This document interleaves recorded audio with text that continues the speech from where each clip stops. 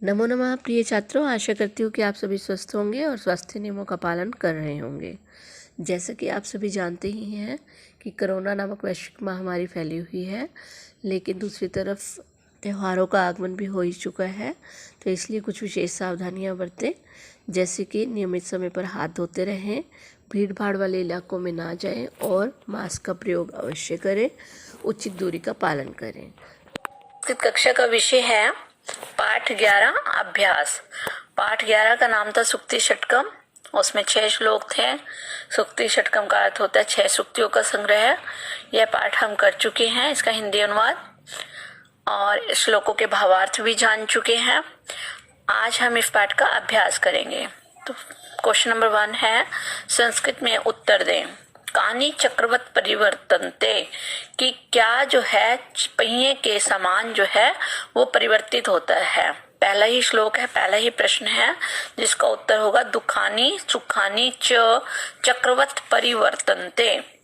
अगला है विद्या अलंकृता का परिहर्तव्य, कि विद्या से अलंकृत यानी कि सुशोभित किसको परिहर्तव्य, कि किसको जो है परिहर्तव्य कि त्याग देना चाहिए, किसे त्याग देना चाहिए। तो इसका उत्तर होगा विद्या अलंकृता। क के स्थान पर क्या आ जाएगा, दुर्जना। दुर्जना परिहर्तव्य, कि दुर्जन व्यक्ति को त्याग देना चाहिए, यानी कि उसकी संगत नहीं करनी चाहिए। सभा मध्य क न शोभते, कि सभा के बीच में कौन शोभा नहीं पाता है। सभा मध्य मूर्खा ना शोभते, सभा के बीच में मूर्ख व्यक्ति यानी कि जो अनपढ़ व्यक्ति है वो शोभा नहीं पाता। घटा केन कर्मशा पूर्यते, घट कहते हैं घड़े को, केन किससे जो है कर्मशा लगातार जो है वो पूर्यते मतलब भर जाता है। तो केन के स्थान पर क्या आ जाएगा, जल बिंदु निपातेन, कि जल की जो है बूंदों से निपातेन, जल बिंदु निपातेन मतलब पानी की बूंदे, निपातेन मतलब गिराने से, कि पानी की बूंदे गिराने से जो है घटा मतलब घड़ा, कर्मशा यानी कि लगातार जल की बूंदे गिराते रहने से घड़ा जो है पूर्यते मतलब भर जाता है। मणिना भूषिता सर्पा कीदृशा भवति, मणियों से सुशोभित सर्प यानी कि सांप कीदृशा भवति कैसा होता है। मणिना भूषिता सर्पा भयंकरा भवति, कि मणियों से भूषित सर्प यानी कि सांप जो है वो भयंकर होता है।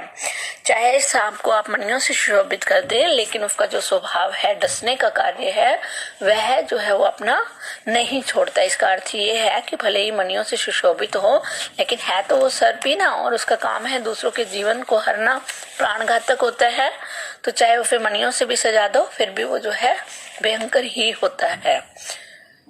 प्रश्न संख्या 2 देखिए, सही उत्तर को ठीक जो हमारे वाक्य जो शब्द है उनको हमने टिक करना है। पहला है दुखानी च सुखानी च कथम परिवर्तनते, दुख और सुख किसमें जो है किससे परिवर्तित होते हैं, किसके समान परिवर्तित होते हैं। उत्तर क्या आ जाएगा, सूर्यव्रत सूर्य के समान, यंत्रवत यंत्र के समान, चक्रवत मतलब पहिए के समान। तो सही उत्तर क्या है, तीसरे वाला चक्रवत परिवर्तनते।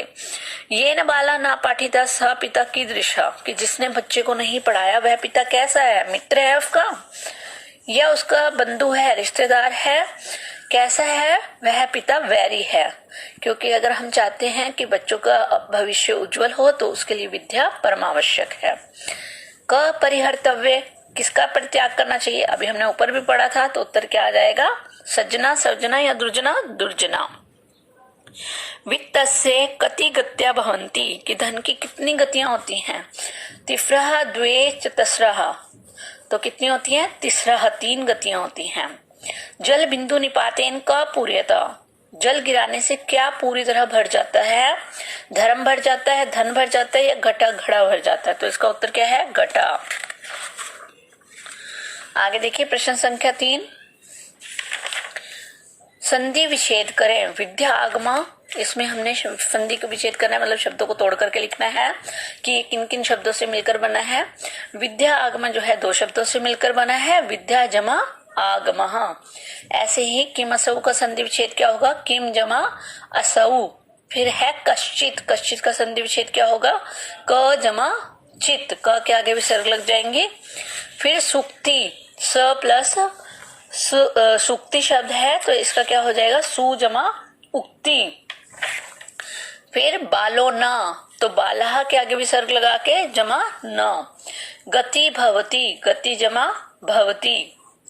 प्रश्न संख्या 4 देखिए, दानम भोगो नाशस्त्रयो गतयो भवंती वित्तस्य। वित्तस्य मतलब धन की, तिफ्रो मतलब 3, गत्यो मतलब गति, भवंती मतलब होती हैं। कौन कौन सी 3 गतियां होती है, दान, भोग और अंतिम अवस्था नाश।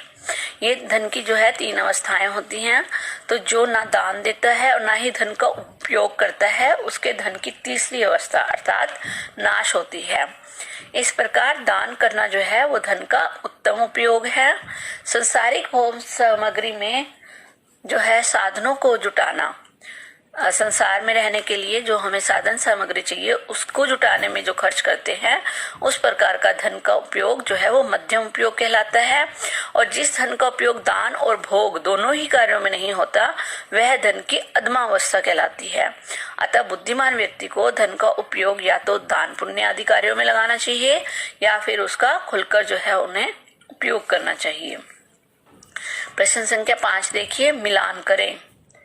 यो न ददाती न भुंकते, तो इसका उत्तर यहाँ हम देखेंगे। इसमें से क्या हो जाएगा, यो न ददाती न भुंकते, सबसे अंतिम लाइन, तस्य तृतीया गतिर्भवती, कि जो ना दान देता है ना ही उपभोग करता है उसके धन की तीसरी गति होती है।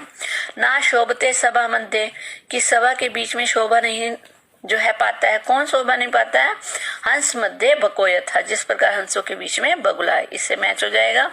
चक्रवत परिवर्तनते, चक्रवत क्या परिवर्तित होता है, दुखानी च सुखानी च, पहले वाले से मैच कर देंगे इसको। दुर्जना परिहर्तव्य, दुर्जन का त्याग कर देना चाहिए। कैसे दुर्जन का, विद्या अलंकृतो अपि सन, कि भले ही वह विद्या से सुशोभित हो लेकिन ऐसे दुर्जन व्यक्ति का परित्याग कर देना चाहिए। माता शत्रु पिता वैरी, कि माता शत्रु है और पिता जो है वैरी है। इस पंक्ति का जो मैचिंग होगा वो होगा येन बालो न पाठिता से। प्रश्न संख्या 6 देखिए, निम्नलिखित शब्दों से वाक्य रचना करें। पहला है शोभते, शोभते का मतलब होता है शोभा पाता है। पंडिता सभायाम शोभते, कि पंडित जो है सभा में शोभा पाते, पंडित का अर्थ हुआ विद्वान। सम्माना, गुरु जनानां सम्मानः करणीय, कि गुरुजनों का सम्मान करना चाहिए। धनस्य, धनस्य मतलब धन की, दानम धनस्य उत्तम प्रयोग अस्ति, कि दान करना धन का उत्तम प्रयोग है। पिता, हमने पढ़ा था ना अभी उत्तमा अधमा और मध्यमावस्था, तो दान देना जो है वो धन का उत्तम प्रयोग है। दानम धनस्य उत्तमः प्रयोगः अस्ति। पिता, श्री रामस्य पिता दशरथ आसीत्, श्री राम के पिता का नाम जो है दशरथ है, यानी कि श्री राम के पिता जो है दशरथ थे। ददाती, ददाती का अर्थ देती है। विद्या विनयम ददाती, कि विद्या हमें विनम्रता देती है। प्रश्न संख्या 7 देखिए, संस्कृत में अनुवाद करें। हमें मधुर वचन बोलना चाहिए। हमें जो है बहुवचन हो जाएगा अस्माभि, अस्माभि मधुरम वचनम वक्तव्यम, कि हमें मधुर वचनों को बोलना चाहिए, वक्तव्यम। फिर है धन की तीसरी अवस्था क्या है, धन की षष्ठी विभक्ति का प्रयोग होगा। धनस्य, तीसरी मतलब तृतीया अवस्था मतलब गति, कि धनस्य तृतीया गति का अस्ति। तृतीय है, स्त्रीलिंग है, तो क्वेश्चन बनाने के लिए जो हम प्रयोग करेंगे उसमें भी क यानी कि स्त्रीलिंग शब्द का ही चयन करेंगे। हंसों के बीच बगुला शोभा नहीं पाता है। हंस मध्य बका ना शोभते। विद्या धीरे धीरे पूर्ण होती है। विद्या शनै शनै पूर्णा भवति। मणि से आभूषित सांप भी भयंकर होता है। मणिना आभूषिता सर्पा अपि भयंकरा भवति। हमें कहाँ निवास करना चाहिए, अस्माभि कुत्र निवास करणीय। हमें क्लियर है, पहले वाक्य में भी हमने किया था कि हमें मधुर वचन बोलना चाहिए अस्माभि। यहाँ भी हमें है, हमें कहाँ, अस्माभि कुत्र निवास करणीय। दुष्ट का त्याग कर देना चाहिए, यानी कि दुष्ट को त्याग देना चाहिए, तो क्या हो जाएगा, दुर्जना परिहर्तव्य।